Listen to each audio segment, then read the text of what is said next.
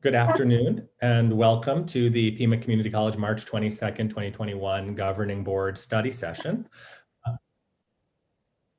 Good afternoon and welcome to the March 22nd, 2021 Governing Board Study Session. The first item on our agenda is the Pima Community College Recruitment Team Integrated Communications using Hub and Spoke model. So I'd like to call the meeting to order, and then I will hand it to Chancellor Lambert to lead the discussion. And just as a way of note, board member Dr. Hay is absent. Chancellor Lambert. Yes, Mr. Chair, if you would not mind, I'd like to take the presentations out of order. Okay. Since we have some guests, external guests for the audit presentation, so I'd like us to go with that first. So Jose, if you wouldn't mind, I know I'm switching this up with you. No, that's fine. So I'm pleased to have Jose, our internal auditor, joining us this afternoon, along with our Finance and Audit Committee Chair, Tracy Knuckles, is on with us, and I believe Jeff and Dave are here as well to round out the work that's been going on. And then we have some other folks here. Press something and I don't know what. So Jose, I'm going to turn it over to you. Okay. Why don't you go ahead? Good. Thank you. Thank you. Well, good afternoon, everyone. My name is Jose Salvamando. I'm the current internal auditor for Pima Community College. This is my first presentation with the board. So today I will provide you with a overview of the internal audit department. In my presentation, I will be covering some of the roles and responsibilities of the internal audit department. We're going to briefly discuss what is an internal audit risk assessment. Also, we're going to cover what's an internal audit annual plan. We're going to go over the stages of an internal audit process. And finally, we're going to go over the internal audit first quarterly report for 2021. Okay, so let's start here. So I'll have a presentation here, and I'm going to be sharing. Give me a second.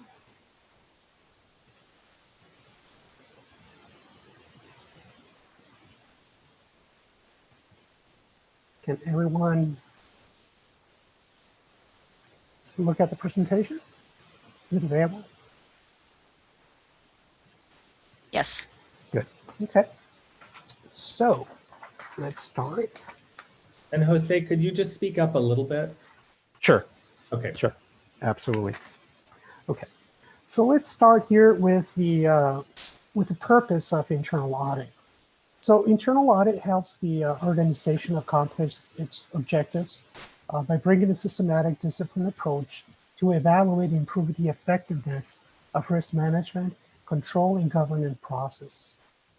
Also, internal audit is also committed to provide independent, objective assurance and consulting services designed to add value and improve to the operations of Pima Community College. Currently, the organizational structure with the Office of an Internal Auditor, in this case, internal audit, we report administrative to the legal counsel, functionally to the chancellor, and we do have access to the Audit and Finance Committee and the governing board. Right now, we have with legal counsel, we have meetings twice a month. With the chancellor, we meet at least every month. And with the Audit and Finance Committee, we meet at least every quarter, just to provide an overview of the activities of the internal audit department. It's basically kind of creating that open communication and that transparency of the audit activities.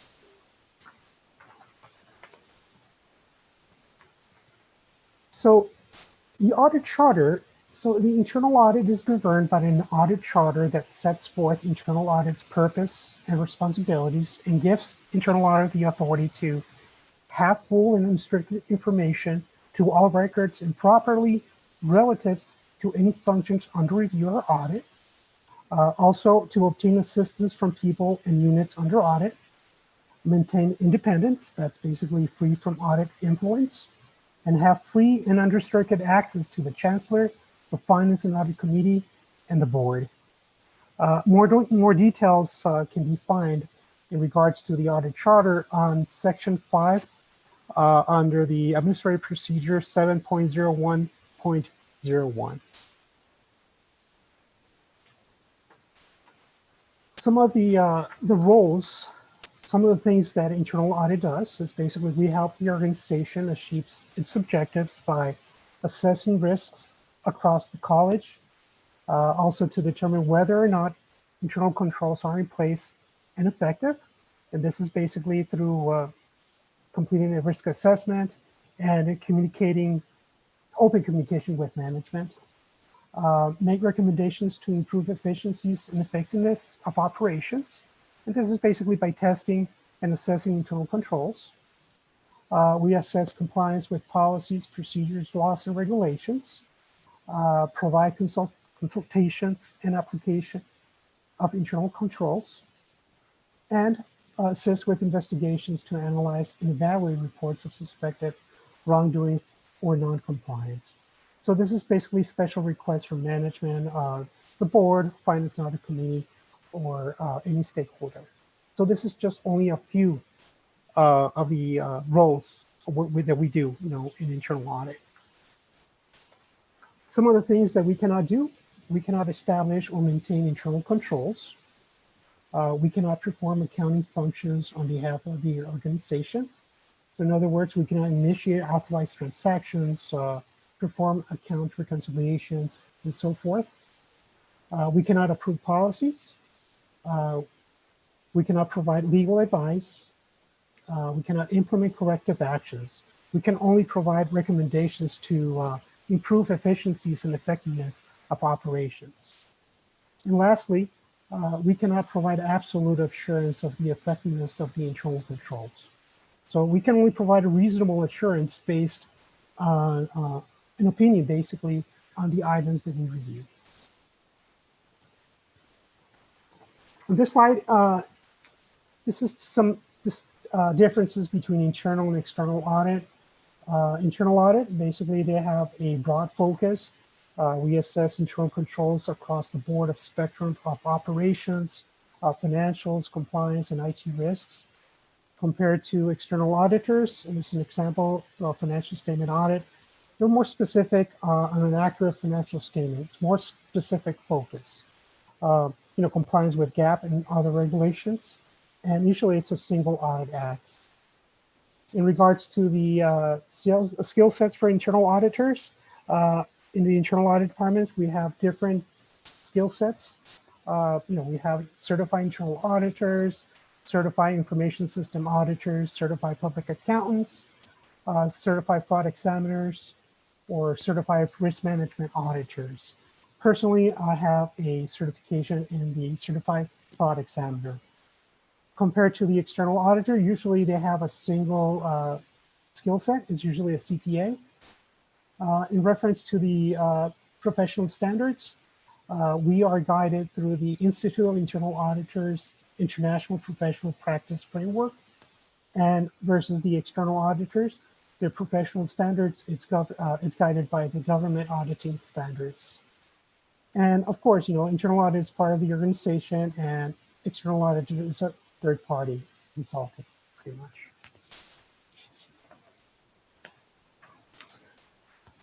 Okay, so we've been talking about determining whether or not internal controls are in place and they're working effectively. So I want to start here with the definition of an internal control. What is an internal control? So internal controls are the processes and systems we put in place to make sure the organization achieves its objectives. Here we have the 5 components of an internal audit control system that it's designed by the Committee of Sponsorship Organization, or COSO. COSO framework was designed to help businesses establish, assess, and enhance their internal controls. So as you can see here, we have 5 components for an internal control.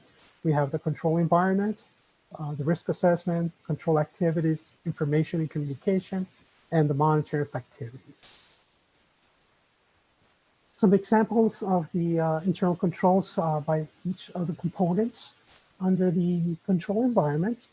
So this is basically, these are the creating organizational structure. Some examples here is basically they establish the governance processes. They create a clear code of conduct. They set the conflict of interest policies. They encourage ethical behavior, hiring of qualified staff. They establish the clear roles and responsibility. Want to make sure that the job descriptions are clear to employees. They hold staff accountable of their actions, establish management philosophy and operational style, and of course, we keep the board engaged. Under the risk assessment component, here we identify the risk that will prevent the organization achieve their objectives. So in here, some example is to set clear objectives, understand what could prevent the organization from achieving those objectives. Also to identify and apply appropriate controls, activities for key risks, and also assess the effectiveness regularly. And this can be done within the internal department or by the internal or external audit departments. The control activities component, this is basically establish internal controls. It's basically making sure we have document policy procedures, we have required authorizations, establish oversights, committees, compliance officers, risk managers, segregation of duties. Some examples, locked buildings, safeguard of cash, making sure we take an inventory, we reconcile the accounts, use strong passwords and firewalls. So these are some examples in regards to the control activities of the internal control. The next component, it's information and communication. So here is basically measuring the quality of information and the effectiveness of communication. So in here, we want to make sure that we communicate the policy and procedures, share others' important information, internal stakeholders, up, down, and across the organization. We want to make sure that everyone is in the know of that internal control. Also, we want to share important information with external stakeholders and accountability and transparency. So in other words, we want to make sure that if we're going to be contracting a vendor, we want to make sure that they have the internal controls necessary, especially when we're doing business with them. And also another example here is send clear message that control responsibilities are taken seriously, pretty much taking accountability. And the last component of an internal control here is the monitoring. It's basically perform ongoing monitoring, embed self-evaluations in key processes, perform separate evaluations, performance. This can be done peer reviews, internal, external audits, and so on. So definitely this is something that it's very important for the organization that everybody has to be on the know of the internal control, what that is going to be implemented in the organization.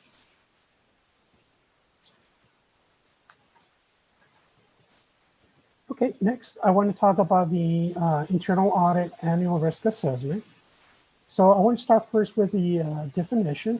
A risk assessment is the identification and analysis of relevant risk to the achievement of the organization's objectives in order to determine how those risks should be managed.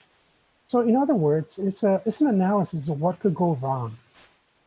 So every year, internal audit completes a risk assessment to identify the risk areas, within the college. This is done through, using various techniques.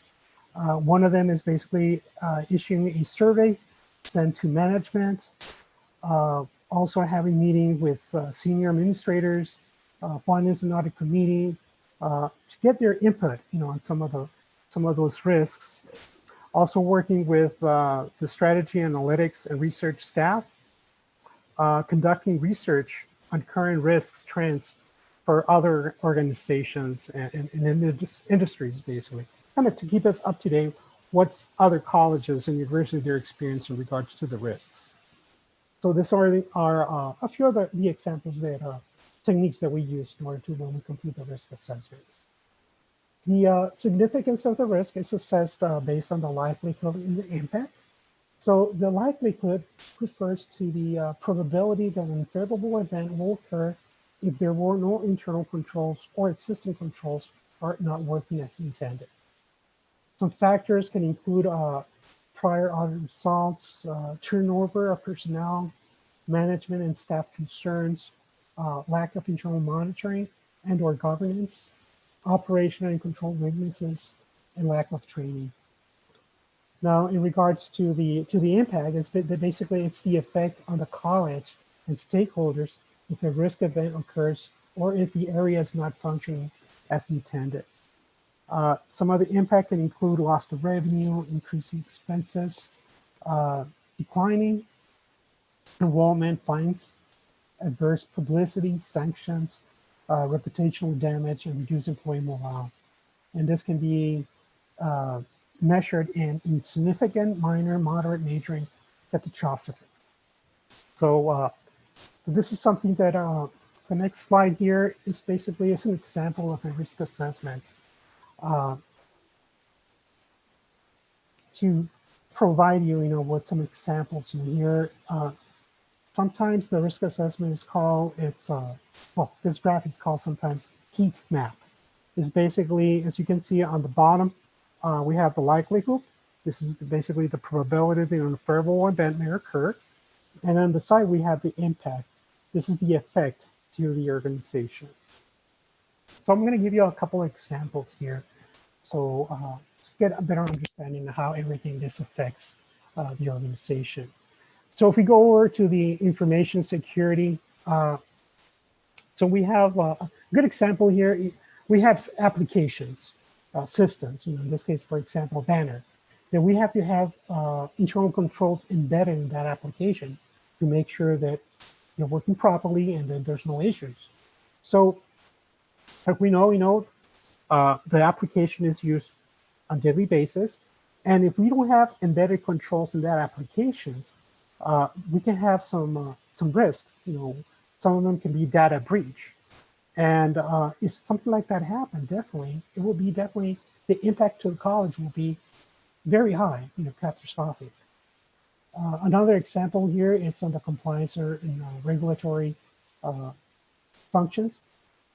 There's processes within the college that they're highly regulated, and we want to make sure we're following the procedures, we're following the policies, what the regulation it's stated. So if people they're not trained or they're just skipping steps on that process, definitely there are going to be some damages to the college. There are going to be fines, penalties. So that's something that to consider basically when we're doing a risk assessment to evaluate. Okay, what are the key controls we have? In this case, where the high controls, high risk, and identify what controls we have in place to mitigate those risks. So this is just a briefly, some examples in regards to a risk assessment. The next slide here is risk. Who is responsible? So the board and the chancellor are the starting points for setting the tone at the top. This basically has to flow down throughout the entire organization. So some of the responsibility of the governing board and the chancellor is basically to understand the organization risk philosophy and risk appetite, understand the extent of risk management processes, understand portfolio risk, keeping a trace of significant risk, and whether or not these risks are properly managed. We have insurances, for instance. In regards to senior management, they are responsible for overseeing the establishment, the administration, and the assessment of the system of risk management and control processes. For operational managers, their responsibilities are to design, apply, and provide ongoing monitors of control processes in their respective areas. For internal and external auditors, our responsibilities is basically to provide various degrees of assurance about the state of effectiveness of risk management and control processes and activities and functions of the organization. And overall, I think at the bottom, it's basically all employees are responsible to effectively execute internal controls. We want to make sure that everybody understands what are internal controls, what are the risks, if we're not have those controls in place, and basically have everybody in the organization involved on this internal controls and the risks.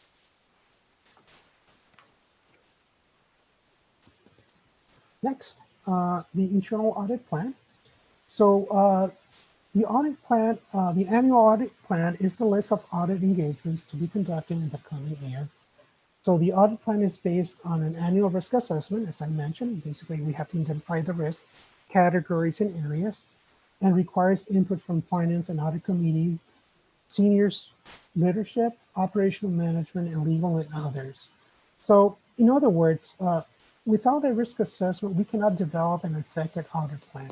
So it's very important to keep that open communication with management and understand that we're here to help and understand, what are the areas that management feels that there's risk, so we can include it in our audit plan in order to complete those audits. The next slide here. Here's a snapshot of the internal audit plan and the time and location from last year's report. So the internal audit plan has 3 categories. The audit projects. Basically, this is the list of audits that came up as either high in number or requests from management that they consider high risk. So these are the listed here of the audit plan. Audit advisory service. This is basically special projects or basically some committees, they want internal auditor audit to be involved, just to kind of provide advice or assess some of the policies or procedures or processes that they have in place. And then the last section here, category, is the external audit support and follow-ups.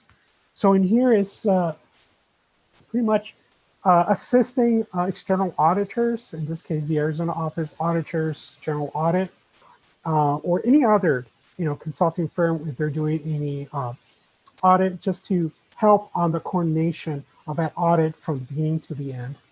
And also in here, it's the follow-up of audit findings, making sure that all those audit findings are being resolved by management. In regards to the office, the allocation, this is just estimates. For last year, we estimated 55% of the time was going to be devoted to audit engagements, 15% to advisory services, and 30% to external audit support and following up on audit findings. Last year, the reason I allocated 30% here for the follow-up is that last year we developed a audit findings database to determine the audits that were completed for the past years, pretty much to track and monitor those audits, also to get the status of those audit findings, to make sure if management took actions and those managements completed the items noted on those audits, and also to identify areas of concern. So this is, like I said, this is just estimates, but for last year, we allocated 30% of the time to complete external audit support and follow-ups.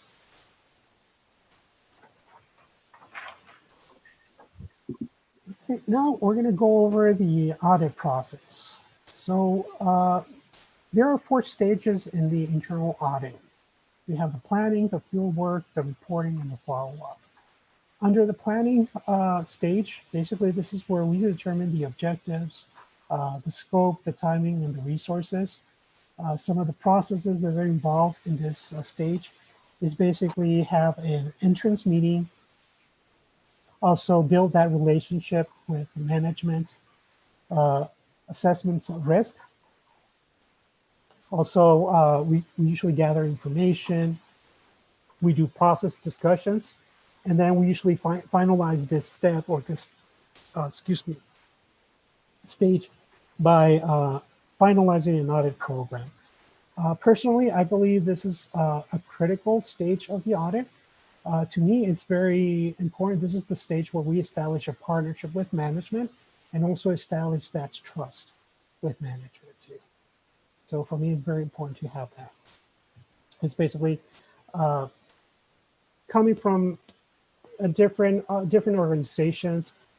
For me, internal audit is here to help management, is to help the department achieve their goals, as well to the college, to make sure we meet those goals. If there's deficiencies, gaps, making sure we correct those gaps or those deficiencies and move forward. That's the whole purpose for me as being part of being in the internal audit department. Under the fieldwork stage, this is basically where we test processes, transactions, and controls. We also analyze test results and formulate conclusions. Some of the processes here, we usually have interviews or walkthroughs. It's basically to get a better understanding the role of responsibility of people to make sure that they're following policies, procedures, they understand what is it exactly they're hired for. Also, sometimes we do direct observation of the process. Also, documentation review, in this case, manuals, procedures, reports, and also we conduct testings with this. Typically, we end up this stage by having a meeting with management and provide preliminary results. In particular, for me, this is I have this a meeting with usually not at the end of this field work. It's usually at the almost at the end of the field work with management, so we get an understanding of, okay, these are the audit test results. Please help me understand maybe something that I missed, something that I was not provided with. So I give management that opportunity for them to provide any feedback regarding those areas that were tested. Under the reporting stage, basically here we communicate the audit results to audit client, management, audit committee, and stakeholders. Some of the things that we have here, the process that we involve here is develop a draft report, collaborate review, and we ask for management responses as well with target dates and the distribution of the report. Usually goes out to the board, audit committee, audit and finance committee, chancellor, operational management, and general counsel. And lastly, here on the follow-up, this is basically, it's a review of our management actions in response to recommendations to ensure that they were complete and sufficient to mitigate the concerns noted. Some of the processes here, it's basically contact the audit team at the target date for completion and a certain status. So review of actions assess sufficiency. Basically asking for supporting documentation to make sure that those controls, what management indicated they're going to put in place, is working properly, and also report to the audit committee if there was any, basically the status of the target dates, or if there was any missing target dates. Okay. Okay, and lastly here, I want to go over the internal audit quarterly report. The internal audit executive summary report is designed to provide an overview of the department activities, the status of audit findings, the audit plan activities, and important compliance items. This report is shared with the chancellor, the finance and audit committee, and general counsel, and usually it's every quarter. And just I want to make a note here, I'm going to be providing here, I'm going to be switching to a PDF document. Opportunity here.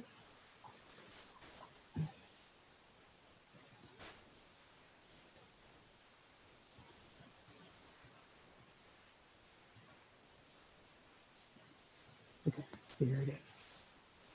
Can everyone see the quarterly report? We can. Good. Okay.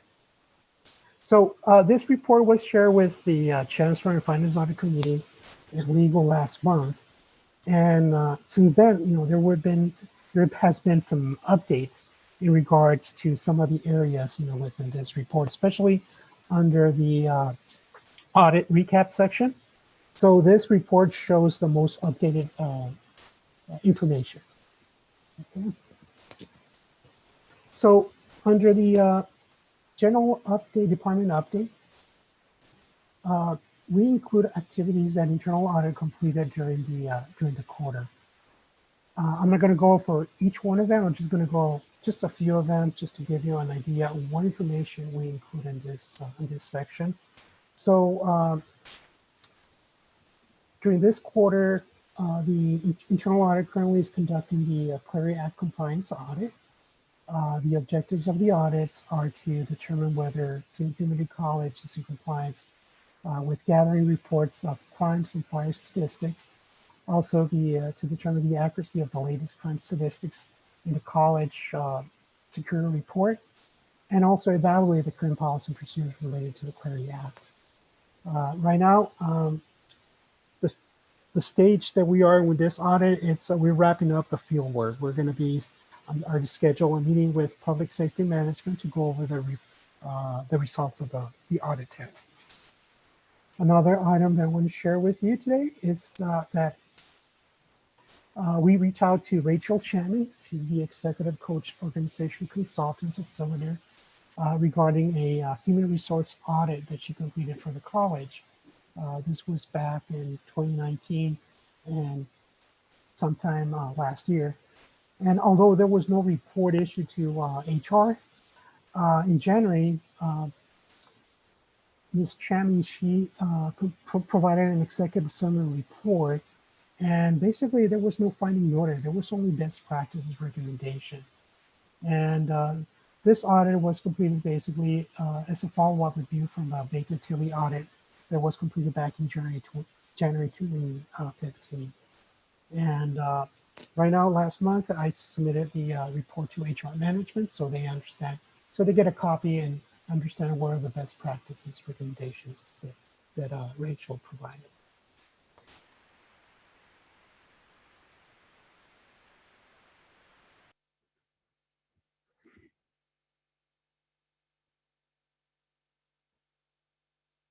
Basically, this group is a monitoring board group comprised of.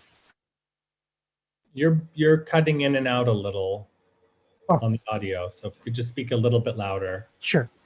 So the purpose for this committee is to monitor work groups comprised of designated representatives from various departments that define and recommend standards for college access controls with security and access control operating procedures. So the role for internal audit is to assess and make recommendations on the effectiveness of the existing and new proposed controls. So we attend this group every 2 weeks. And basically, also this helps me to monitor the progress of the access control project that will take until June of 2023 to be completed.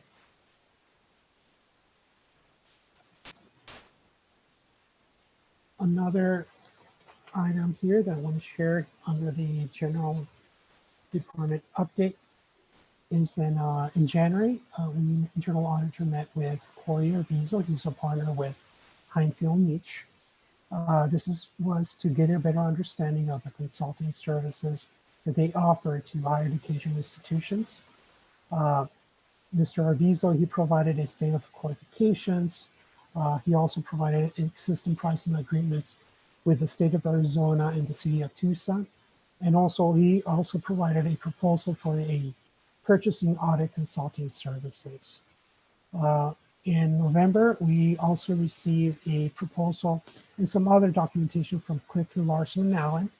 And this proposals were submitted to the college procurement department for review for this upcoming audit.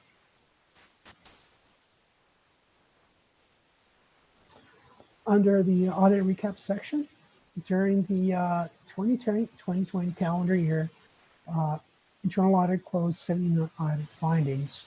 That's 81% out of the 98 audit findings that were issued.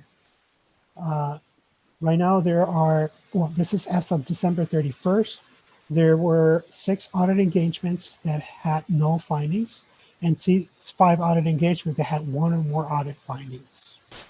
And as you can see here, automotive, they had one open item. the Health Insurance Portability Accountability Act, the HIPAA audit. They had, as of December 31st, they had 9 items open. Information technology, they had 2 items open. Key controls review, 1 item open, and the marketing and advertisement request for proposals, the RFP, vendor selections process assessment, they had 6 items open as of December 31st. For this quarter, we closed 12 audits, and this is basically on current and past audit engagements.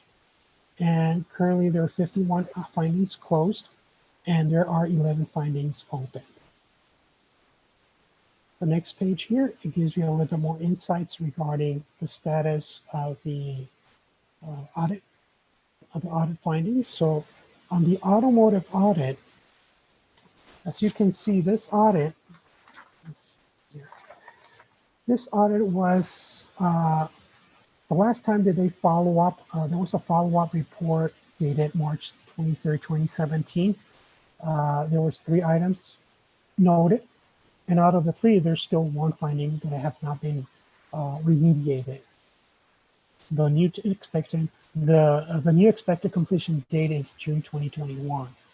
So here on my last follow-up with management, in this case with the Dean of Applied Technology, automotive management in cooperation with the Vice Chancellor of Strategy, Analytics, and Research are working to implement a process to maintain a job placement rate and perform training analysis. Right now, management continues to work with the Office of Economic Opportunity, and last month, an intergovernmental agreement was approved to participate in this system. So right now, management is gathering all student information to make sure we can incorporate it into this into the system. The next audit here, it's the 2020 Center for International Education and Global Engagement. The audit report was issued back on November 2020. There were 5 items noted, and 4 of them they're still open. I'm currently working with the Vice Chancellor for Educational Service and Institutional Integrity on these open items. And the longest due date for the remediation is June 2021. In the comments here, the last follow-up that we did, it was back in December. We were able to close 1 of the items. This item was related to the online student application. So prior to November of last year, the student application was done. It was a form and a document, basically. And in November on, they established this online application system, and everything, it's automated now. The remaining items basically are related to updating job descriptions and provide training to staff working in the educational orientational window at the Consulate of Mexico office in Tucson. Also, the other items is basically reviewing the educational orientational window memorandum of understanding to make sure that it contains the right information, and making sure we have a new memorandum of understanding agreement. The other item is related to updating the international staff job descriptions with clear roles and responsibility. And the last item is basically, reviewing periodically student files to make sure that they have the required information available in the student file. The next item here that we follow up, it's related to the Health Insurance Portability Accountability Act, the HIPAA Act. And although, this audit is related, the HIPAA Act is related to health, personal health information, these findings are related to IT. Right now, IT has implemented a disaster recovery plan policy. The policy really includes good controls. We do have data backup requirements, disaster recovery performance by service tier level. There's also disaster recovery retention, also data back encryption requirements. And 5 of the 37 items noted that were related to the DRP. However, there's some item, the only item open on the IT audit is related to disaster recovery plan.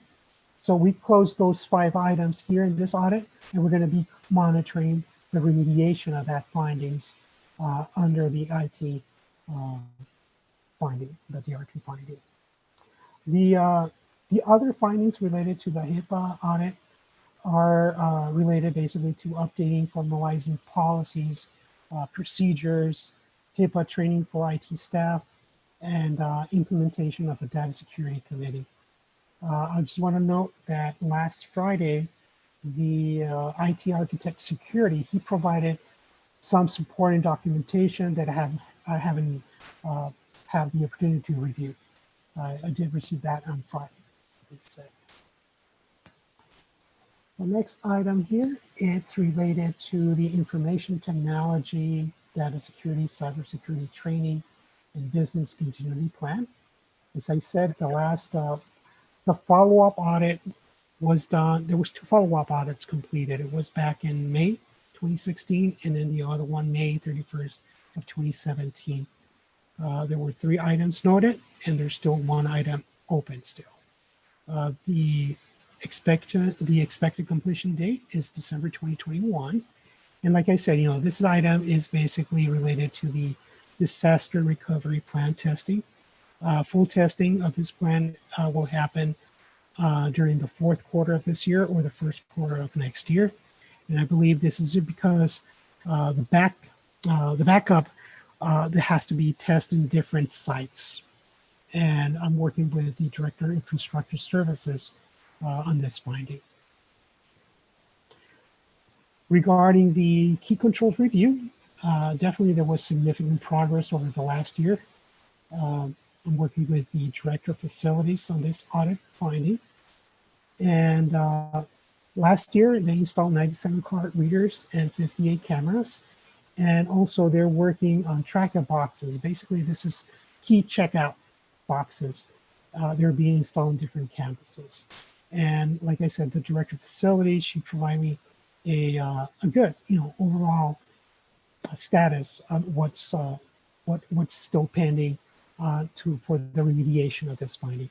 And of course, as you can see here, the remediation it's until June 2023, and this is basically taking some time because really it's more of a college-wide project.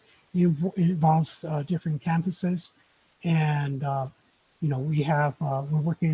they're working with whatever resources they have, and also another factor too, it's the funding too. I understand the funding, it's fine at this point, but I think the resources just too many things to accomplish, and the target date definitely, that's why it went up to June of 2023. And then on the last item here, I'm happy to inform that all the items noted on the procurement and payment services, so this is basically on the request for a proposal and vendor selection process assessments are closed. The Director of Procurement and Payment Services, he provided all the supporting documentations, and basically these were related to formalizing processes and procedures and updating or implementing new internal forms. So definitely it was definitely great working with the Director of Procurement Services. He did a great job on helping remediate this findings. Here on the next page, this is basically a chart that provides a snapshot of the audit engagement status. So as you can see here, the blue is basically all the audits findings that have been closed. The red is basically what's still open. And the green is basically there's no finding. So pretty much gives you a snapshot of what are the status of those the audit engagements and the audit findings for those engagements. Here is basically gives you a audit findings implementation status. Pretty much if it's a full circle, it's basically the audit finding has been remediated. If it's half, is basically 50% of that process or that implementation is being completed. And if it's less than half of the circle, is basically they started, but they're in the works on this, on the implementation of these internal controls. Pretty much here it gives you the descriptions of each of the tick marks. Also, we do follow up on the Arizona Auditor's General finding. This was a finding noted in the December 18, 2019 report. This is regarding the change management policy as well as the configuration tracking. So last month, oh, I'm sorry, in December, the change management policy was implemented and it's completed. And right now, I'm just waiting to get supporting documentation for a change management request by to make sure we have how it was implemented and to get a better understanding to make sure we have all those controls in place and they're working effectively. So that's the only piece that I'm waiting here in order to close this finding. In regards to this section, to the audit plan section, this is basically kind of every quarter I provide a status of the audit activities that we've been completed, what's in the stage of the audit, in this case, purchasing and contracting. It's in planning stage. Clear Act, basically it's in progress. Pretty much we're wrapping up the field work and pretty much gives the Finance and Audit Committee, the Chancellor, an update on what's pending, what's the status basically, and what still need to work on. Same thing with advisory services and the external audit support and follow-ups. And lastly, here on the report is basically the important compliance and guidance items. So although these websites are being monitored by the Vice Chancellor for Educational Services Institutional Integrity, internal audit includes this information only just for informational purposes, just to give either the Chancellor or the Finance and Audit Committee other things, either new regulations or changes to regulations. So this is just only for informational purposes. So this is my presentation. Is there any questions or any things that you need to clarify? Well, first of all, thank you so much for a comprehensive overview. Perhaps we could get Tracy Nichols, who is the chair of the Audit and Finance Committee, for a little longer to just give us a little bit of feedback about the committee's role in the process for the board. Yes, I'll be happy to do that. First of all, you've just listened to a very comprehensive report. The Finance and Audit Committee has reviewed this in its prior meetings. We, of course, watch all of these internal audit matters over a period of years. I would like to say, and I know the entire committee joins with me in complimenting Jose on the discipline, the detail, and the energy he has brought to this office. In the past, of course, we had a lot of open items. And what you're seeing today is extreme accomplishments that he has brought. And we're very, very appreciative of that. And we know that management is also. And we'll continue to work with him and continue to provide guidance and input whenever he needs it. Thank you so much, Tracy. We really appreciate your service to the college and to the board. We really value your input and we'll miss you after you step down. So thank you for all of your incredible service to Pima Community College. You're welcome. It's amazing how fast 6 years goes, right? Like that.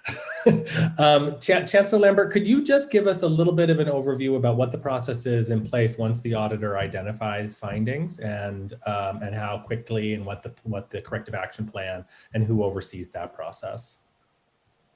I'll be glad to. First, I want to say thank you, Tracy, for your service and support to the college. Also want to thank Jose for work that he has done to really start to close out a lot of open items from the past, and he's made tremendous progress.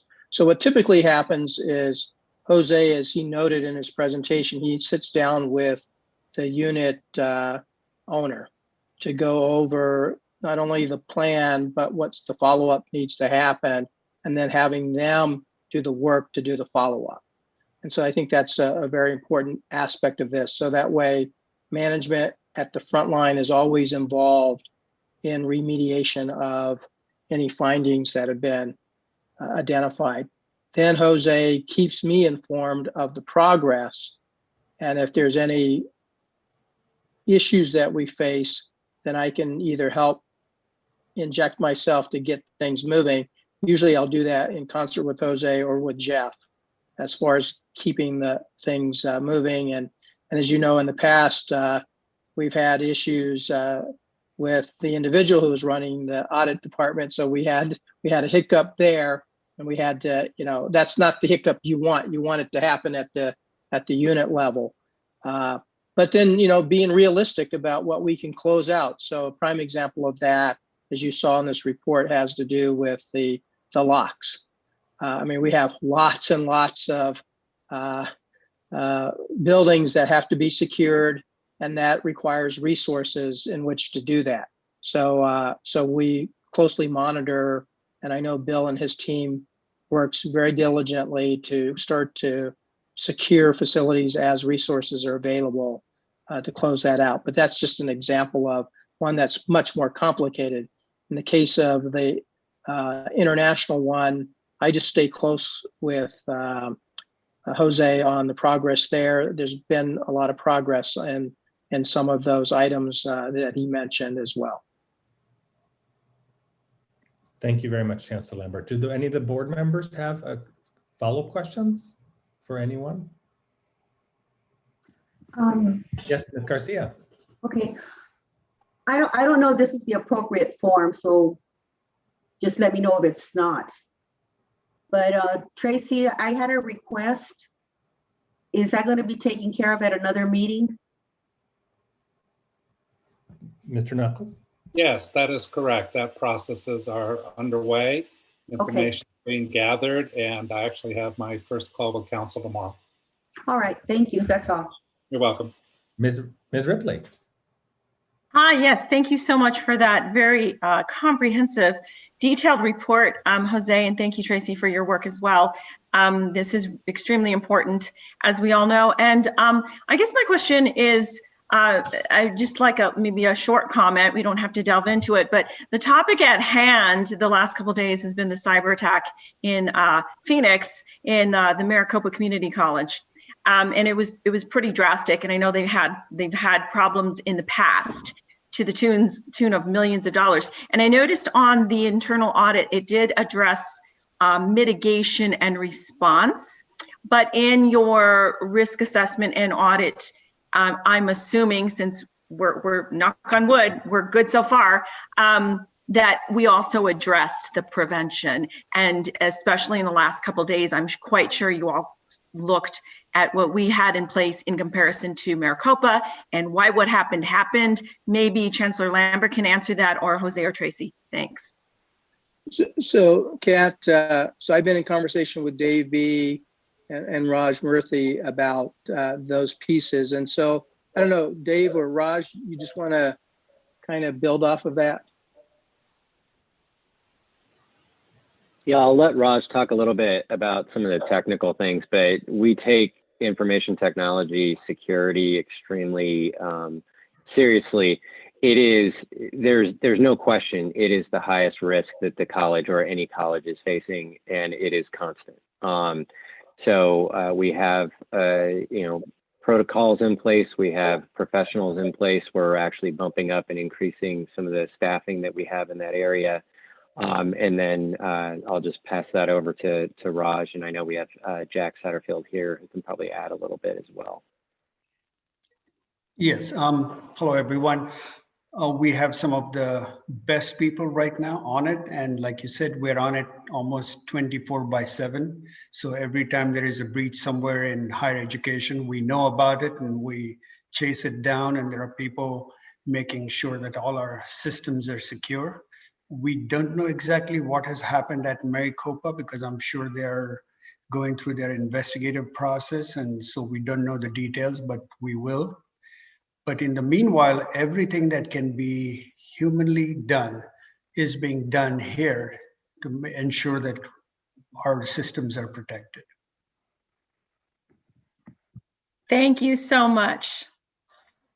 I just have one more thing to say. Yes. And I have been talking to Maricopa this morning, and one of the things that we discussed, I mean, it's just a thought, is that perhaps the college doesn't have the skill level of employees to do the job, because I mean, it's a threat all the time. It is the highest risk in all businesses at this point in time. You know, it's happening nationwide. And I know that the expense of hiring somebody with the expertise and the knowledge has got to be extremely difficult. And I guess what we were talking about when I was talking about the person in Maricopa was perhaps maybe the colleges need to look into getting additional funding at the federal level to protect our systems. It's just a statement, you know, that's just my view, but I think it's something to be considered. And not to say, Raj, that you're not doing a great job.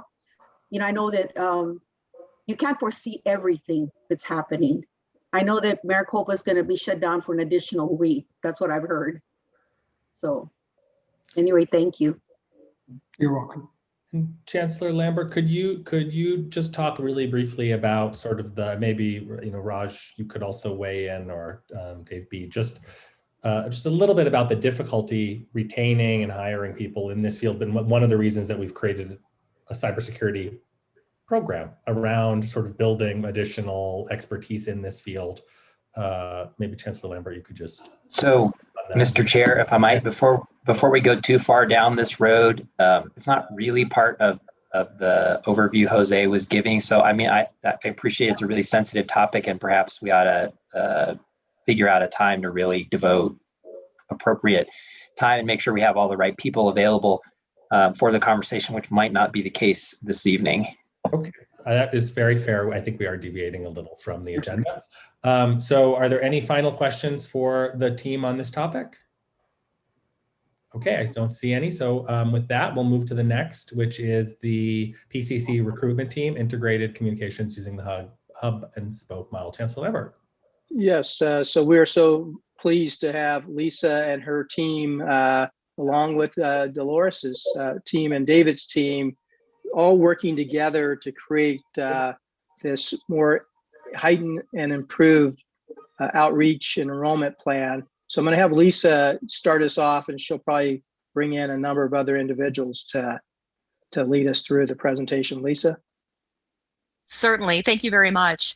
Chairman Klinko, Chancellor Lambert, members of the board, colleagues, guests, and members of the external relations team. We're really pleased to be with you this afternoon. The original intent of this presentation was to talk about new student recruiting. In the intervening time, something that we at the college have been referring to as hub and spoke has really begun to gel under the leadership of Joyce Stirrup, who is our Director of External Relations. And because hub and spoke has an effect on communications, recruiting, and a number of other externally relating departments, something like that, we thought this would be a good time to roll that out to you. And so she and her team are going to walk you through that here in just a second. But I really want to take a quick minute to talk about the team. And typically this time of year is the absolute busiest for new student recruiting. And last year, when schools shut their doors, our partner organizations went virtual, the team really had to exhibit a lot of resourcefulness and creativity to get students in our doors. And they really did that. It became even more challenging as the pandemic went on and people began to lose their jobs. The team found that they ended up having to connect prospective students with student resources like the food bank before they could even begin to talk to them about applying to college. And they've just done extraordinary work in that arena. So I just wanted to publicly say thank you to the team, and I say thank you to them behind the scenes all the time, but just to thank them for their extraordinary commitment to the college and to students and their willingness to go the extra mile every single day for our students. And so at this time, I'd like to turn it over to Joy Stirrup and her team who will walk you through this presentation. Thank you. Thank you, Lisa. I really appreciate your kind words. I'm going to go ahead and share my screen. But as Lisa said, all of the recruiters from our team are here this evening, so I'll just name them briefly. It's Victor Salazar, Ryan Thurman, John Farrell, and Manny Salazar, and also in support this evening because they've helped me so much in developing the hub and spoke with answering questions. Alma Ubeta and Francine Tupican Ruelas is here. And our student worker, she had a public allies meeting at 5 p.m. So she was here for the first hour, but unfortunately she just had to go to her public allies meeting. So now I will share my screen and we'll get started. So can everyone see? You guys can see it? Yes. Okay. So Hub Spoken RIM, or HSR, is designed to break down communication silos and expand Pima's presence in the community in order to provide a cohesive, comprehensive message that supports new student recruiting, workforce and partnerships, philanthropy, and other college objectives. And this evening, I'm going to go through a presentation to show you how it will work.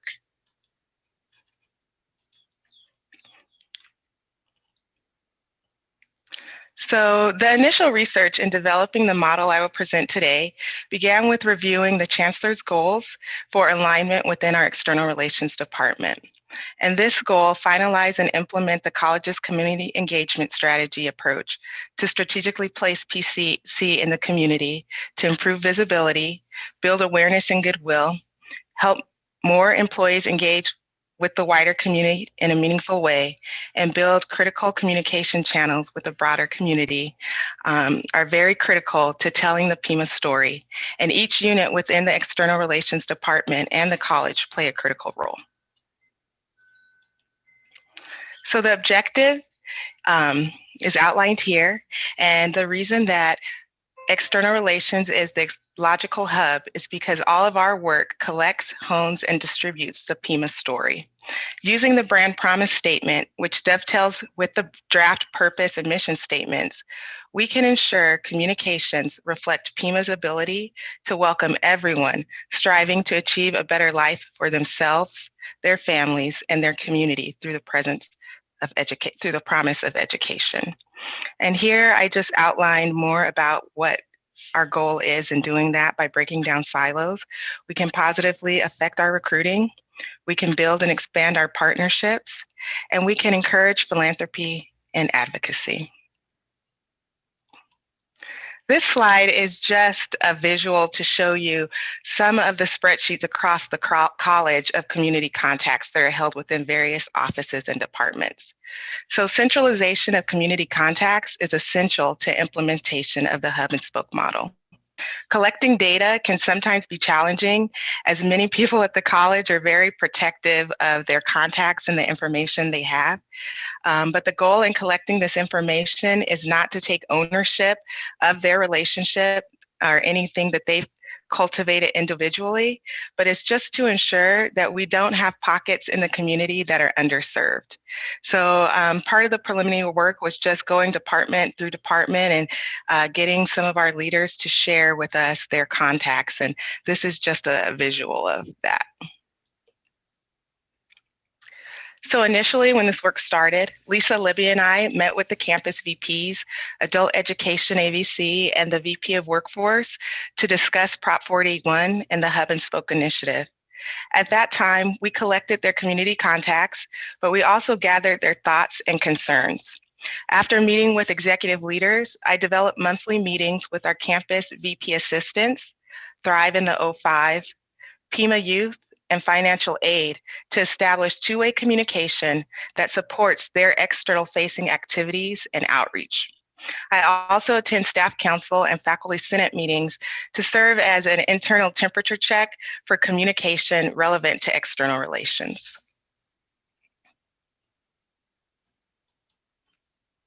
Okay, so outside of meeting with the areas of the college discussed, I also track the activities of the college by individually reviewing reports submitted by departments to identify their external facing and community outreach events.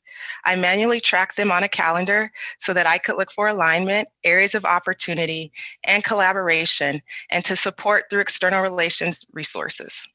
Some of the examples I found in just charting all of the activities happening across the college, we're seeing some duplication of efforts in various areas. One being in financial aid and our PCC honors programs. Both of these areas we're working so hard to provide financial literacy workshops to our students. One, the honors department was working with a third-party vendor to accomplish this, and our financial aid team, they were just working on their own. But through this, we connected those two departments together so that they knew about what each other were doing, so that the efforts, instead of being duplicated, could be combined and become more comprehensive. It also was a way for us to work with some of our external partners, and I'll share more about that later. But also another way that we were able to use this calendar to look for events and ensure that we're in our community is we worked with Barbea Williams for Black History Month to provide a presence at her 4th annual virtual step show.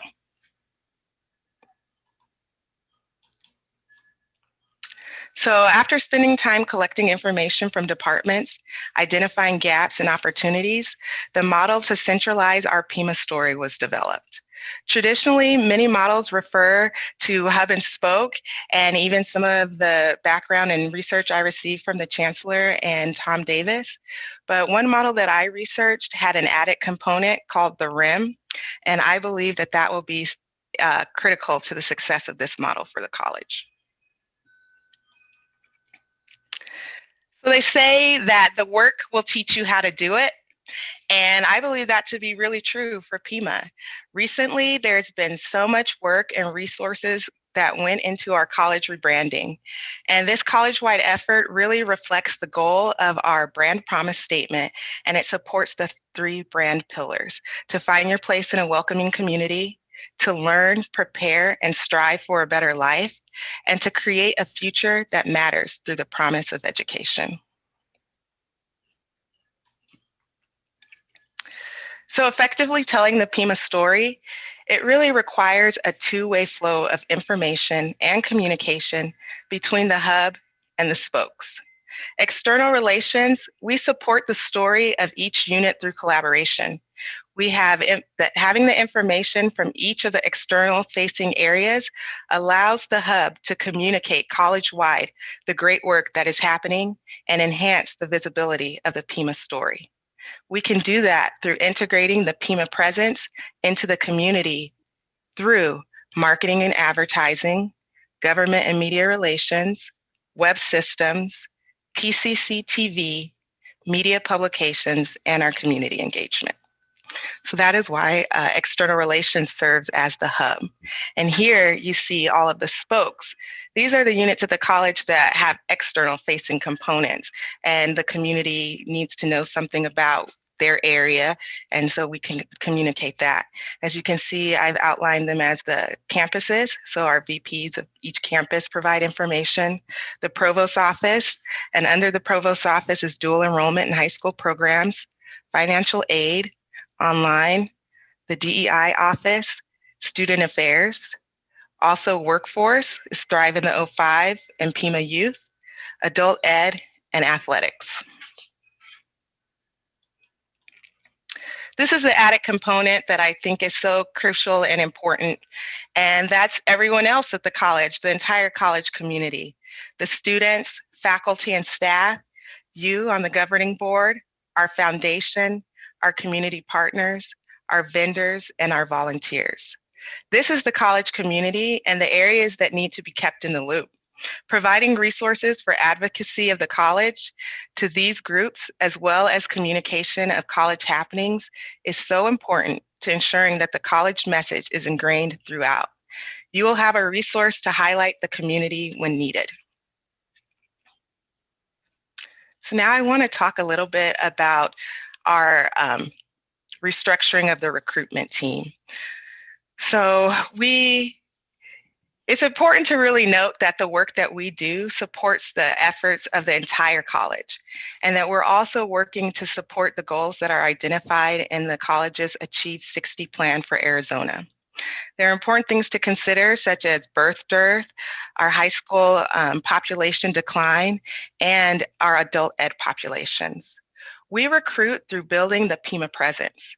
We took a critical analysis of the work we do, and we identified the 4 primary objectives of our recruiting and engagement. While the pandemic has been challenging, it provided an opportunity to also provide digital leadership and to develop additional strategies that support our storytelling. So first, I'd like to start with the work of Victor Salazar.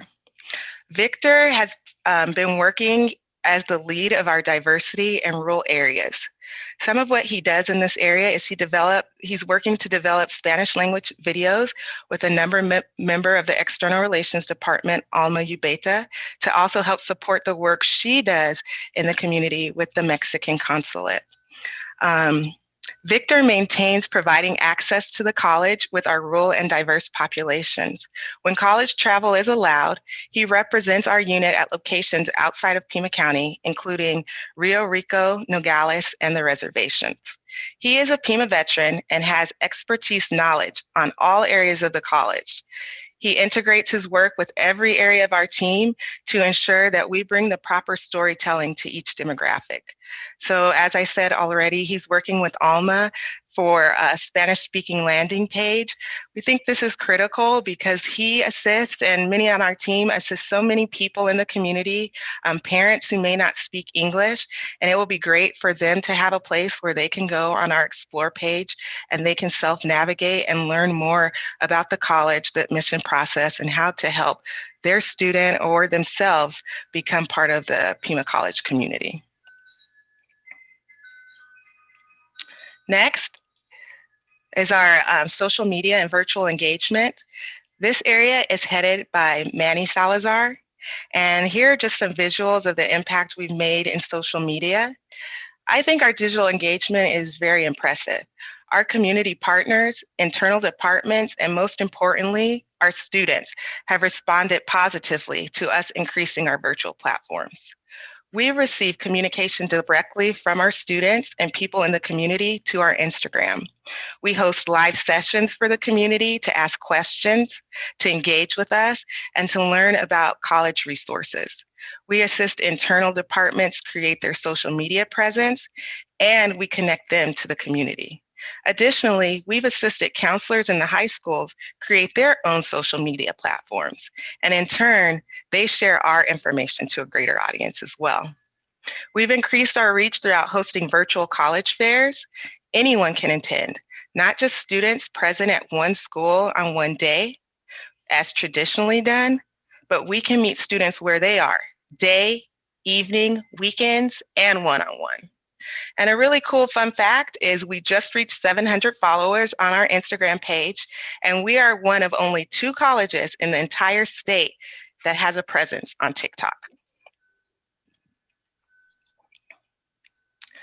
Something that's really important for any team is to have a strategy. And so strategic initiatives outlining what we're going to do, when we're going to do it, is very important.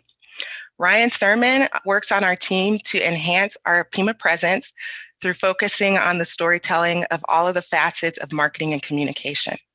This work connects our engagement efforts with marketing. An example of this, Ryan brings the question and concerns of our community back to our unit so that we can develop content for our career focus and identify additional opportunities for Pima's engagement and visibility to recruit prospective students.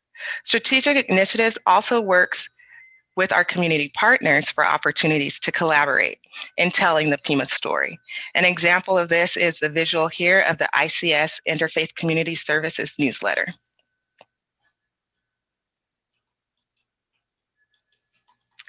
So community partnerships is a big focus of recruiting. And our community partners, John always tells me, they'll feel the love when we promote their support of Pima students. So highlighting the work of our partners and how it intersects with the college and community as a whole is crucial to expanding the visibility of our engagement and recruiting efforts. Our community partners work directly with the populations who need the services we provide, and they create a direct funnel to access.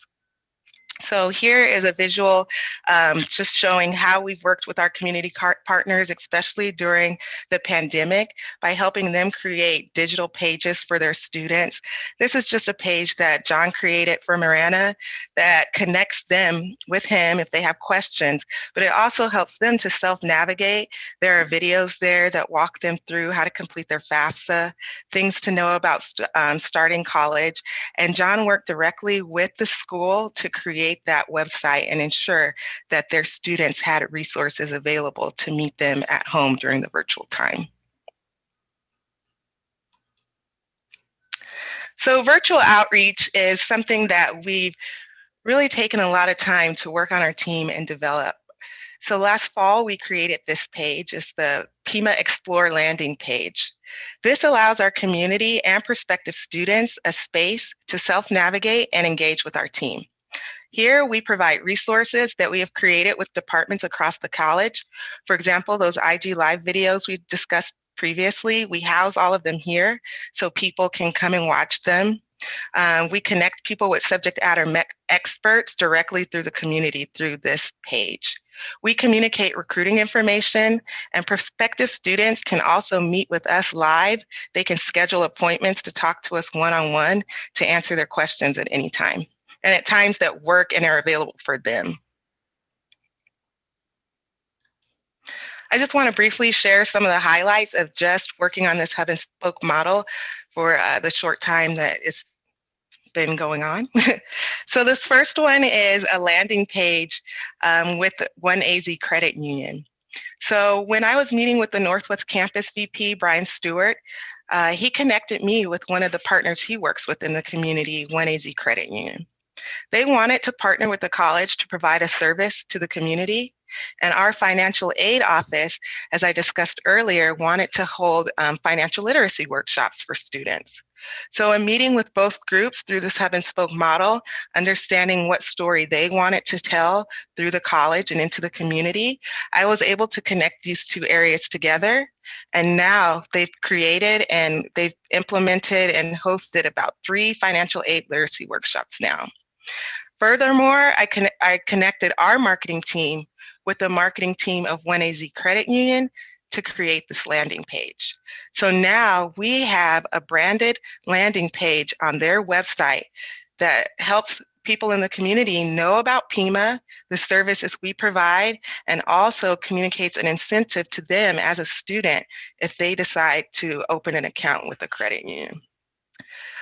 So this really opened the door to partner not only financial aid, but also in the future to work with the Pima Foundation on future opportunities. The second one here is a Zoom event request. So prior, there was no system for requesting a Zoom event. People would send a random email, maybe to IT, or they'd send an email to Lisa, and lots of things can get lost in communication when it's just an email being forwarded. So I worked with Matt, Jesse, and IT so that we could develop a ticketing system for Zoom. And what this does, it allows all requests for external facing Zoom meetings to be synchronized college-wide. This is crucial to developing a college community facing calendar, and it also assists with ensuring collaborating units have communication for upcoming events. So this one, this is something I'm really excited about as well. There are many community events that are traditionally held in person, and many were transitioned to virtual over this past year. One event was the Festival of Books, which was limited to our Pima volunteers who could accommodate the schedule of the event previously, who can table at this time and represent the college or share information. But this year, because it was virtual, I coordinated a virtual showcase, which had 2 components, live readings and recorded videos. This allowed anyone in the college community to participate. We had representation from students, faculty, and staff, even from subjects like you can see here, Drawing One, whose digital concept would not have translated as impactfully at an in-person booth. The cool thing about learning to do this virtually and connecting areas of the college to this is something that we can continue to build from as a college, and we can continue to showcase all of the awesome work of our college community. So this is some of what's in the works right now. We spoke previously about the work of Vic and Alma to finalize our Spanish-speaking landing page, and our public ally, Deandra, she just began working on her term, and she's focused on creating our volunteer recruitment model. That will integrate into Hub and Spoke. She's gathering information from units across the college who currently have outreach and volunteer opportunities. Our goal is to create a model that will play on the strengths of our college community, highlighting all of the work and stewardship that currently goes unnoticed while weaving in the Pima presence. Centralizing our memberships allows a broader participation, and we can identify any gaps in the community while also looking for duplication. One of the things I saw in the past when we would be in person and we're outreaching, we may have several events that the community wants us to attend on the same day. And because we have such limited staff, we may pick what we think of is of highest importance or will have the best recruiting outcome. And we show up at that event and there may be 5 different people from the college there because we didn't have a centralized effort and know that those people were there. And so then we may have another area of the college that's underserved or an event that has no representation. So by centralizing this, we can identify those gaps and make sure that we're properly servicing our community. The monthly meetings with VP assistants will go into creating a community engagement committee. And that will have representation from each campus, like I said, but those meetings from each campus was formed as the basis for creating the Community Engagement Committee. And this committee, we will have representation from college stakeholders, including the governing board. And lastly, the college used to have a program called Pima Cares. In the past, this program was focused on internal customer service. How can we best, as the staff and internal departments of the college, serve our community and our students? But in a lot of the work that my team has done over this past year and really connecting with people one-on-one in the community, we have learned so much. Our community faces barriers that many of us don't have to deal with because we haven't been affected by the pandemic in the same way they have. And when you are assisting someone, maybe you think you're just going to help them apply. And you start talking to them, well, why can't you apply right now? And you learn, well, I have one computer for 3 people in my home. Or, you know, my little sister needs to use this computer for class. Or I'm nervous because I don't have money to pay my rent, so I don't think I can enroll in school. Or I need to find a food bank. I can't even think about class. I'm hungry. These are things that our students tell us when we're talking to them. And so that has really been something that I talked to Lisa about, and how can our team and our college find a way to hear that story of need in our community and connect them. So we're continuously hearing these stories, and I thought, how can we reinvent the Pima Care program to be a community service? And we want to reinvent this program to be a community service that connects the community with our community partners who have the resources they need that are outside of education. We're already doing that because we work with our community partners every day. We work with our students, but how awesome would it be to have a formalized process where if someone calls into the college and tells us something like that, We're not just saying, well, how can you enroll? We're saying, we understand that, but let us help you with these resources as well. And here's a link to those partners. Or here, let me email you something that's going to help support you so that you do feel more comfortable now to enroll, so that that's not on your mind and you can think about your education and you can think about your future. So those are the things that we're working on now since just developing this model. And ultimately, my goal for the Hub and Spoke is to create this communications hub. Much of the work discussed today will culminate into this centralized hub. I'm working with both the head of IT, Raj, and in our team, Hong Bin Web Systems, to identify the best platform. A lot of time at the college, we get so amped up to start something new, and we immediately go out there and spend a lot of the college's money, also known as the taxpayer money in the community, and we buy new systems, and we get a new platform, and then it has to be integrated into everything we have. And so instead of doing that, I wanted to work with those units first to make sure that we create the best platform. The goal is to have an internal component where the internal stakeholders, including yourselves, can find college talking points, branded templates for consistency, and upload for events happening across the college so that I can track, our outreach calendar can be updated, and I can ensure that they have the materials needed, and to participate in volunteer opportunities. And on the external side of the website, our community will see a visible calendar of college outreach activities, be able to request a Pima presence, and also report community concerns. So thank you for listening to the initial work of Hub and Spoke. Know that this is all new work, so it's continually shaping every day. Each member of my team is contributing so much because we're so excited to move our unit this direction. Is something that not only our recruiting team's excited about, but everyone in external relations, we're excited because it's a way we can work together and really tell the story of the college, which is the goal of marketing and external relations. Joy, thank you very much. I'd like to make a couple of quick summary points really quickly before we open it to questions. Is that one of the things this work has done was exposed what a deep presence we actually have in the community. There is so much going on. It's just that everybody was taking it upon themselves to do it, and it wasn't being collected in a central location, and we didn't necessarily have a consistent message going out through those events. So Hub and Spoke is designed to fix that. I also want to make the point that through Hub and Spoke, we're actually increasing our presence in the high schools.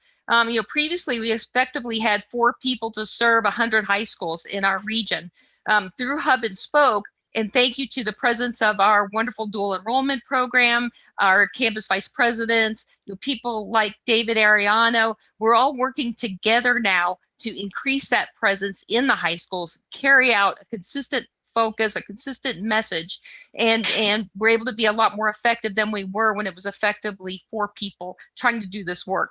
So previously the recruiters would try to engage 100 high schools a year. They would also create or participate in more than 100 events a year, not to mention the emails, the phone calls, the parent visits, the tours, and all the other work they had to do. So Hub and Spoke is really going to let us to be more effective at what we're doing in that work by pulling in a lot more people around the college. And just quickly, Joy, one of the things we see, Joy talked about some of the partnerships that are developing. We really see an increased opportunity to recruit new students through these partnerships. And a really promising one, I don't know if I can mention it yet, maybe I can't. There's a really promising one. They work with youth already in our community, and they really want to help carry the story of Pima out to their student participants. So they're working really closely with us on materials and messaging and opportunities because they believe that Pima is the best fit for their students too. And we've got a number of those that are cooking right now that we're super excited about. A lot of our community partners tell us that. And so this model is a great way for us to integrate and work more closely with our community partners that already share the great work of the college. We have to do a better job of collaborating and meeting our students where they are. And by closely working with our community partners, we're better able to do that. So, Thank you. Yeah, well, I just want to first and foremost thank you, Joy and Lisa and your whole team. Joy, the work that you are bringing to bring intentionality around this, I think is really transformational. And I think it's what we've needed for a long time because I've seen, certainly in my experience over the last 5 years, sort of that unfocused focus of resources, and to your point, where you'll go somewhere and you'll see 3 or 4 people from Pima, and then go somewhere and see no one. I think it's just it's wonderful to hear that we're putting intentionality around that. I really want to acknowledge and recognize the work that you're doing to also sort of see the unit as being a service to people who have additional needs. I mean, we know that that is real, and we know that it is really often a barrier. And if we can provide the connections to help people bridge those personal struggles that they're facing and be able to enroll, I mean, I think that's a win-win situation. So I just really want to acknowledge the work that you're doing. It sounds terrific. I'm very excited. Thank you. I really appreciate it. And, you know, I can speak for myself that I took a vow to operate in the community where I am placed and to be a steward of the community. And that's why I really enjoy this work I do, that I've worked with the same team for 5 years now, almost 6 years. Manny's our newest person on the team, but we've had great consistency. And I think one of the reasons for that is because every person on this team has a sincere dedication of being there for our community and in seeing our community reach the next level, and in seeing us meet that college goal of being a premier institution and really meeting all the pillars of our brand promise statement. Well, it's really showing, so please let the board know how we can help. Thank you. Ripley. Yeah, Board Member Ripley. Yes, thank you. Echoing many thanks to your team, Joy and Lisa. This clearly, there's a lot of moving parts in running a college this size. So without diminishing the great work all of the other departments are doing, I just want to stress how critical and central recruitment and enrollment is, especially now. So thank you. This is huge. And obviously communication is always the center of all of it. And I think that's always the success or the downfall of every organization or relationship is communications. So with that said, I have a couple of questions since this is a study session and I'm the newest member. I'm playing that new card for as long as I can. You said, so I've got a lot, I'm just going to ask them randomly. One of my questions is, yes, I feel strongly about a relationship with the high school counselors in every school district and every high school. You say you had 4 recruiters for every 100 students, I think it was, or 100 schools. High schools, yeah. We have about 100 high schools, counting the charter schools. So we had there are 4 recruiters on the team. So each of them had about 25 to 30 schools assigned to them individually. Okay, and now how many do you have?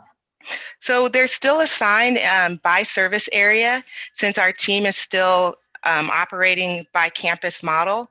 But like Lisa said, we're working with the VP, with the dual enrollment team, the provost office, and Dr. DeRay to kind of reshape that model. Dual enrollment in high school programs are more integrated in the high schools since their focus is high school programs. So that's where we're working now to see how can we not try to re-recruit someone that's already part of the Pima family, and instead ensure that they have a seamless transition from taking classes in the high school to taking classes in the college. So what is the goal? What is the goal for going from 4 recruiters to how many? What is your vision? Well, the recruiting, oh, go ahead, Lisa. I saw you come off mute. No, go. I'm sure we're going to say the same thing. Go ahead. The recruiting team is still the 4 people.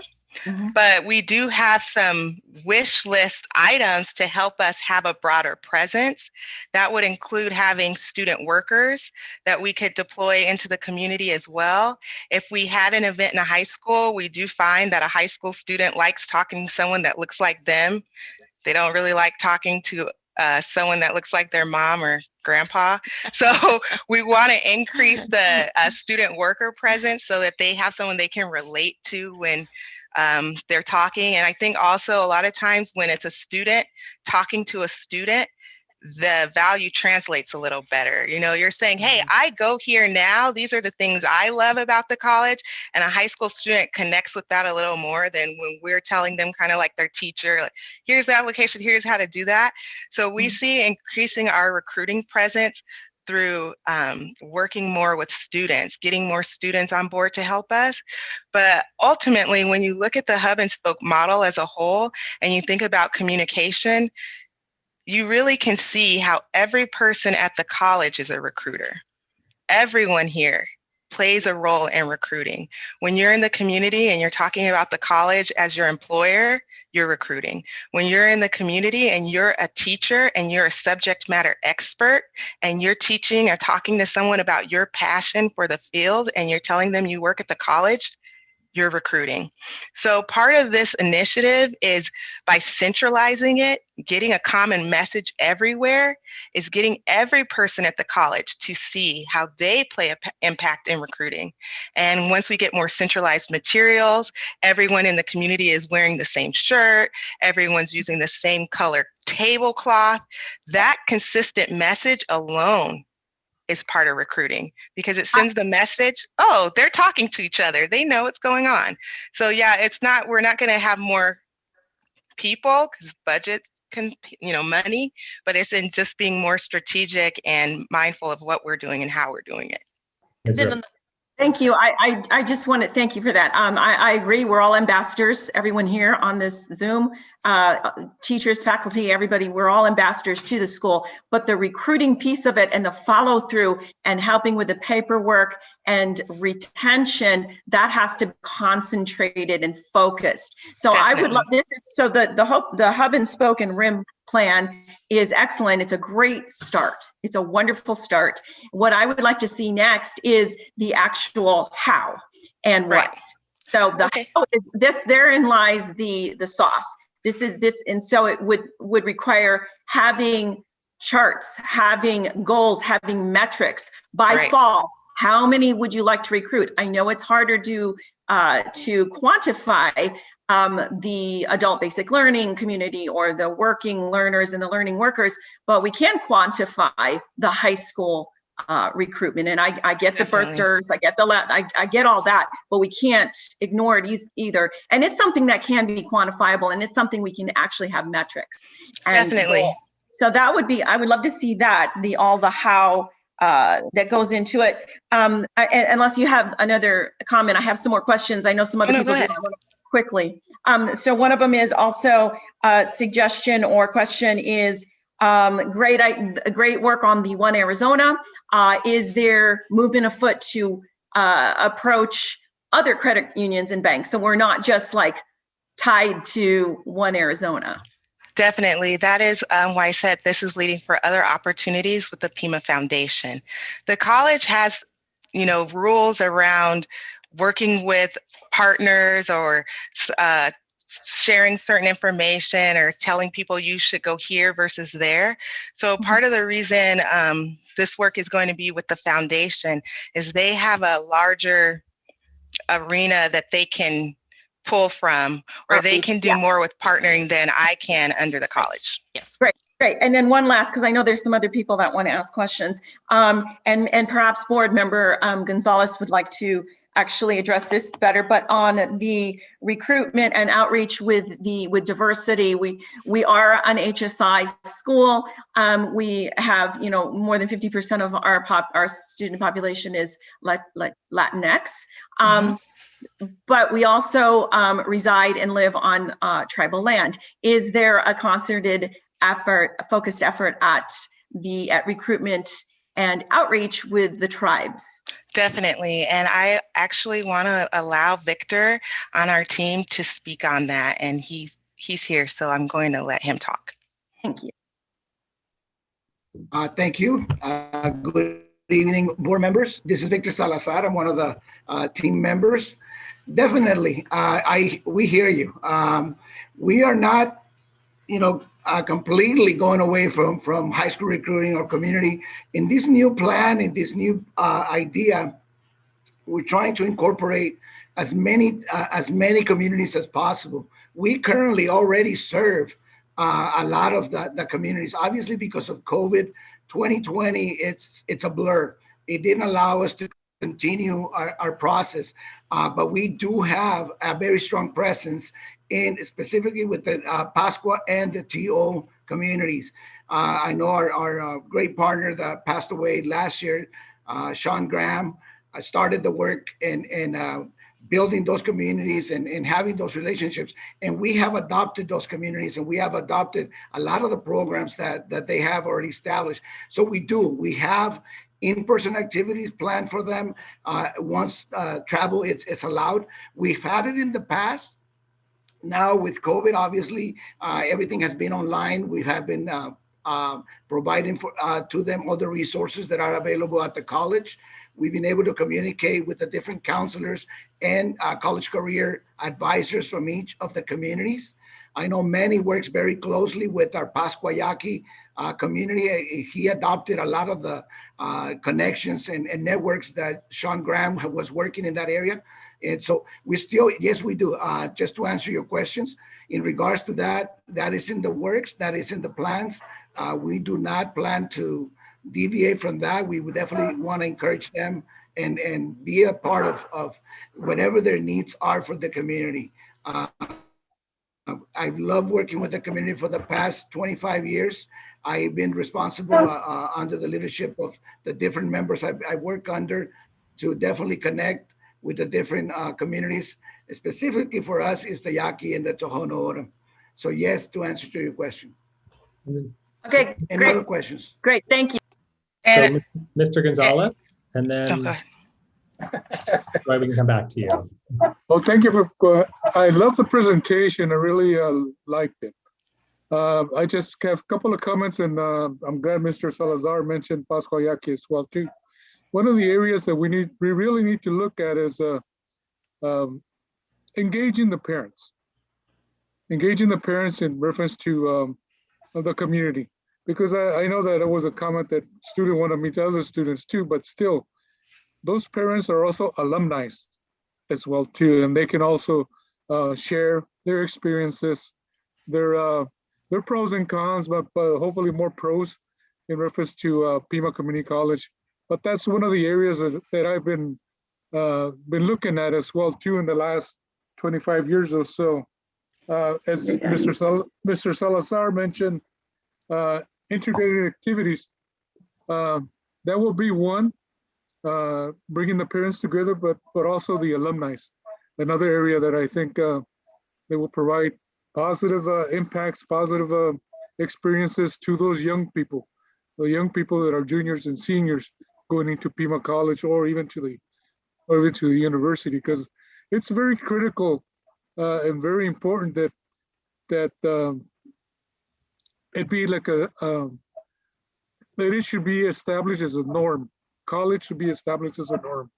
Not only high school, but the Pima Community College, not only with reference to the programs that we have there, but also the trades as well too.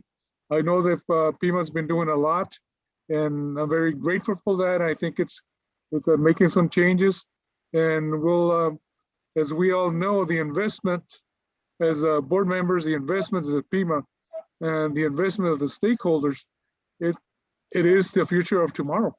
Those young people are going to be the future leaders of tomorrow, and that's I've always advocated and will continue to advocate for that, because I have 3 grandkids that are at Pima currently, and they love it.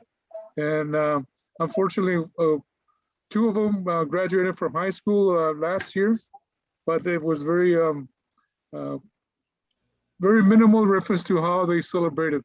but they still continue. And I don't expect anything less. They will continue on, not only to Pima, but also continuing forward as well too. But that's one of the recommendations that I would like to say. Include parents, because those are the people that are providing, in some instances, the roof of a lot of our students. And especially a lot of those parents are also alumni as well too. But I think that's one of the areas that I've working with Pima and Pasco Yaqui, really establishing an alumni association, not only through Pima, but also through the universities as well too. Thank you. Definitely. Sounds good. Thank you. I appreciate that. And we will continue to do that through working with the foundation for alumni, and we'll continue to find more ways to engage our parents too. Thank you. May I make a comment, Ms. Joy? Yes. Borja Gonzalez, just to let you know that in the past, I've had the privilege of working with some of our former PCC alumni and co-workers.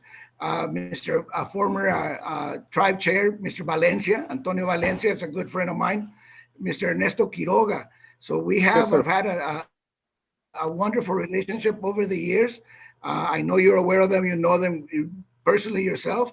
And all of their kids also attended Pima Community College. So I agree with you. It's if we can engage the parents and buying into the idea and in the program to continue and strive for better education and opportunities for their children.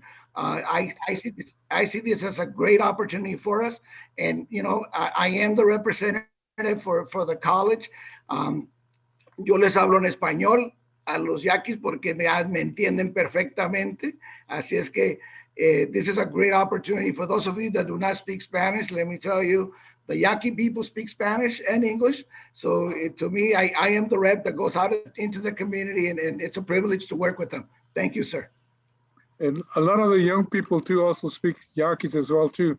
And there was one of my areas in reference to really bringing back the back in 94, 95, we through Pima Community College and Pasco Yaqui, we did some Yaqui language classes. So I've been there, and I think we can continue doing a lot more as well too. Thanks.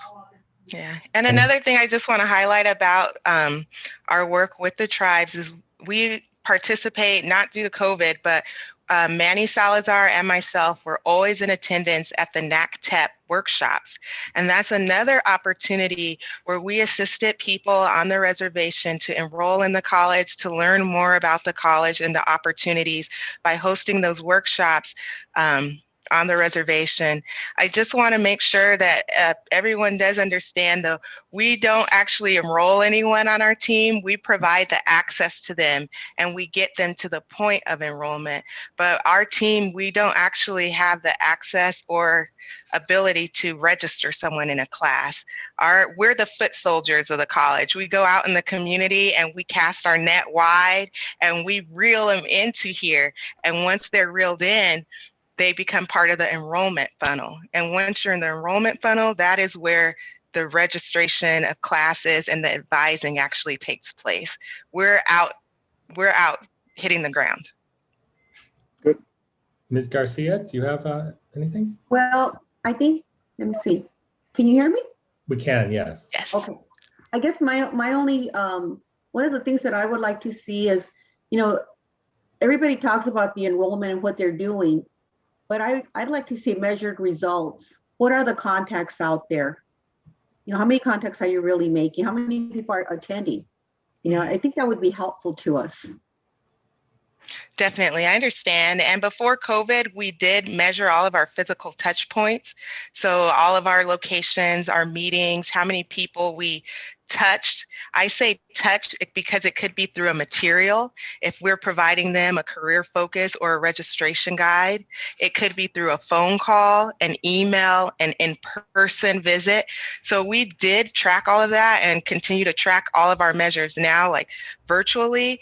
But as we develop this hub and spoke model and the committee becomes in place, that will be part of the discussion, is looking at the measures that we can track college-wide.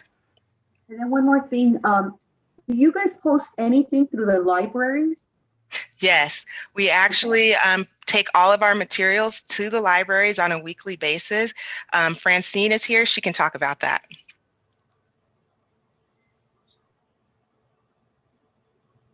Francine? And one I'm more sorry, thing. I had to unmute myself. Go ahead, Maria. Go ahead before you forget. Just one more thing I wanted to add. Also, it would be nice to know which business partners you guys are talking to, who you're interacting with, because a lot of the colleges, I mean, a lot of the businesses, they need their workers to get to take classes that they need for their businesses. And I guess I'd like to know, like, who are you communicating with in the business environments? Right. What business are you talking to? A lot of that is integrated with our workforce program. But we're part of when I said we want to share the love of the community partners, is that's making that front facing so that you can see who the community partners are we're working with, but also so that they have that visual for people in the community to know that they're working with us too. Terrific. Ms. Ripley? Yes. One other suggestion, and you may be doing this already. I noticed on, I think it was slide 3 or 4 or 5, depending on if you count the cover sheet, you had the contact sheet. So it was just a screenshot of your contact sheet. So there's a lot of people on that sheet. Clearly, they were high school counselors. Couple questions. One, have each one of those people on that contact sheet been contacted by you or by the organization, by PCC?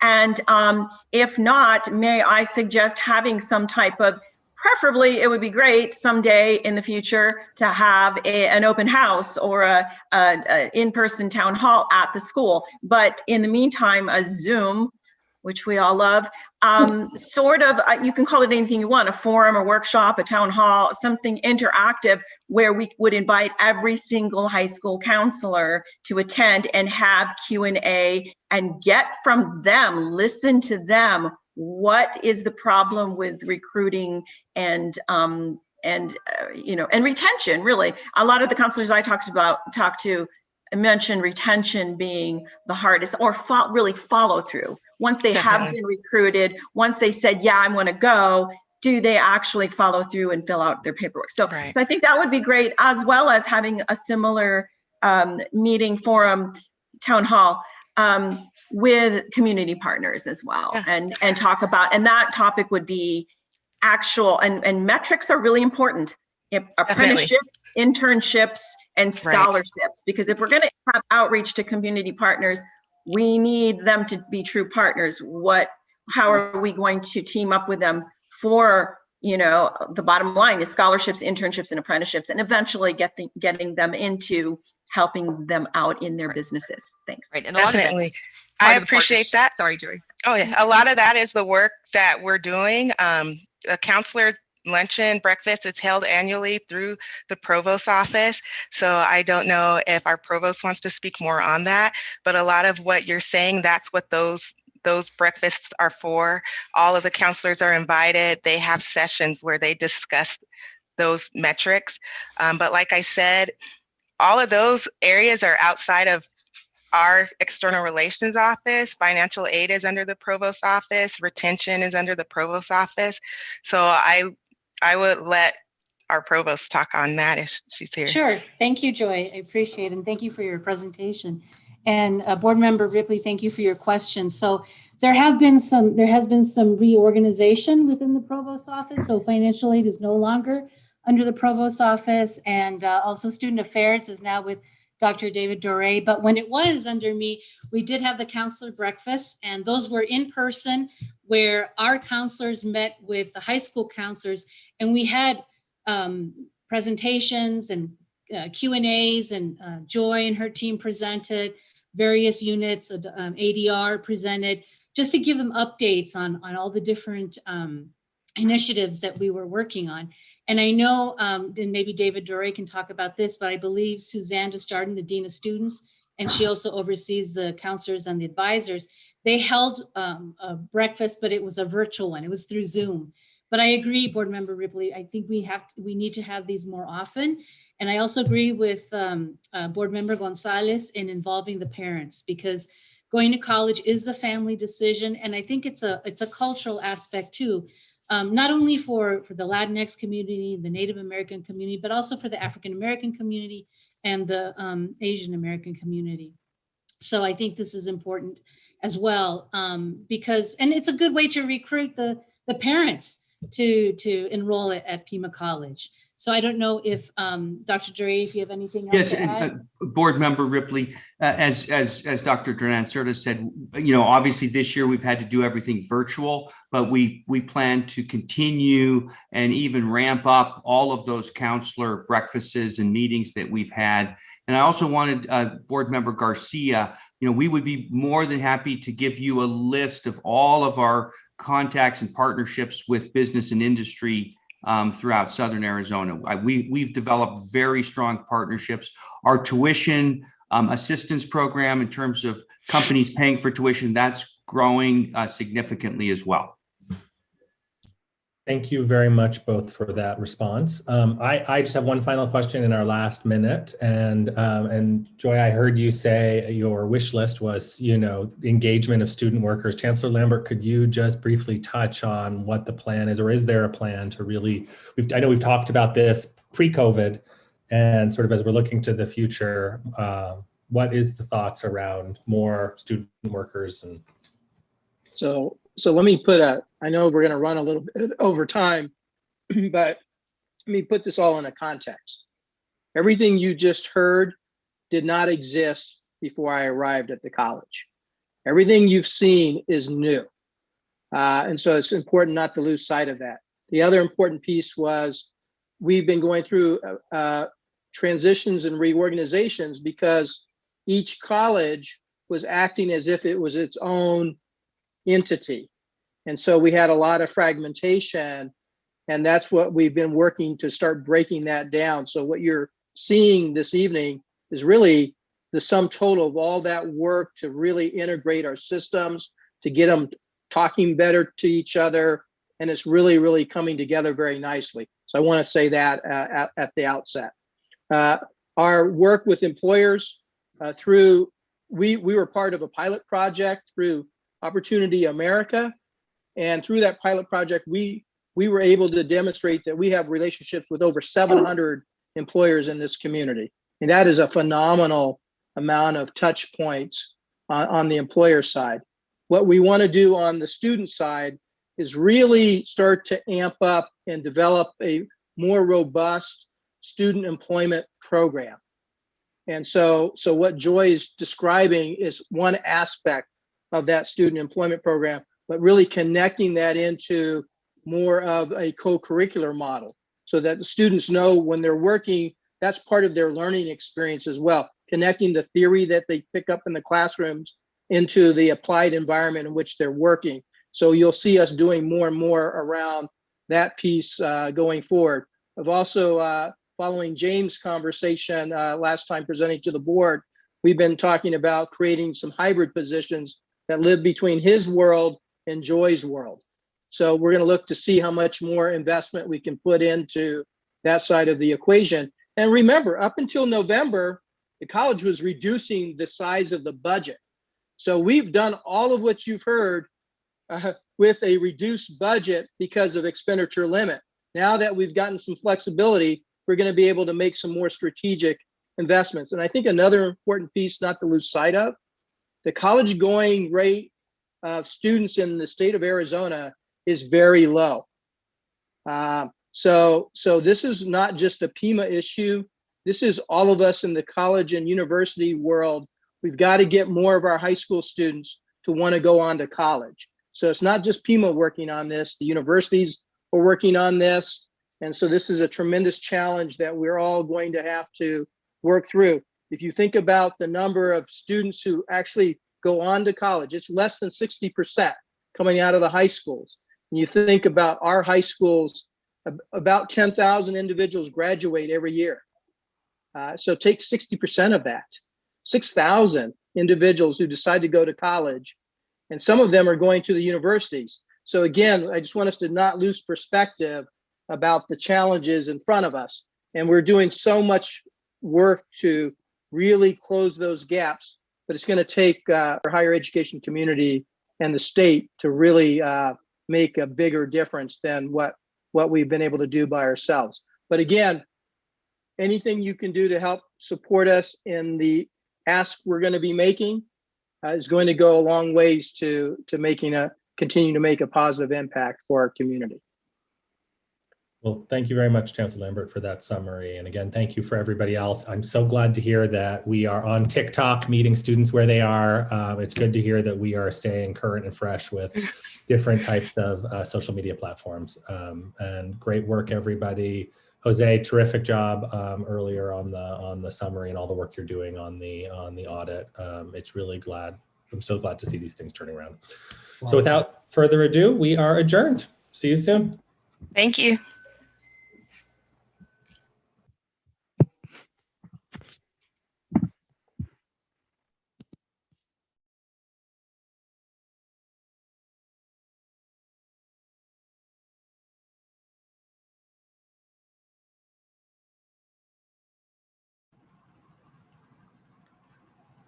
All right, looks like there's only a couple more people left in. All right, Dan,